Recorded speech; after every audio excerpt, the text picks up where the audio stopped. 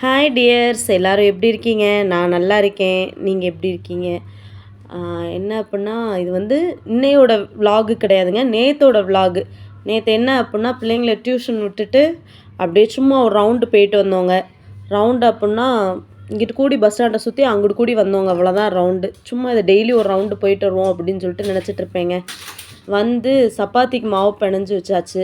ஏன் அப்புடின்னா, நேற்று மட்டன் குழம்பும் சப்பாத்தி காம்பினேஷனும் செம்மையாக இருக்குங்க.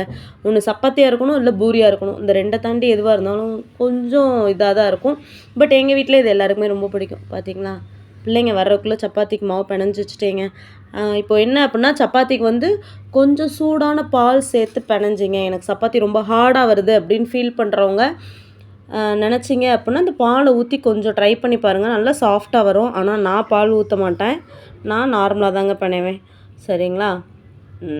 பார்த்திங்களா எப்படி இருக்குன்னு? நல்லாயிருக்கும் இப்படி ஊற்றி சாப்பிட்றப்ப. எங்கள் எல்லாருக்கும் ரொம்ப பிடிக்குங்க. வாங்க சாப்பிடலாம். சொல்ல மறந்துட்டேன், சேனலை லைக் பண்ணுங்கள், ஷேர் பண்ணுங்கள், சப்ஸ்கிரைப் பண்ணுங்கள்.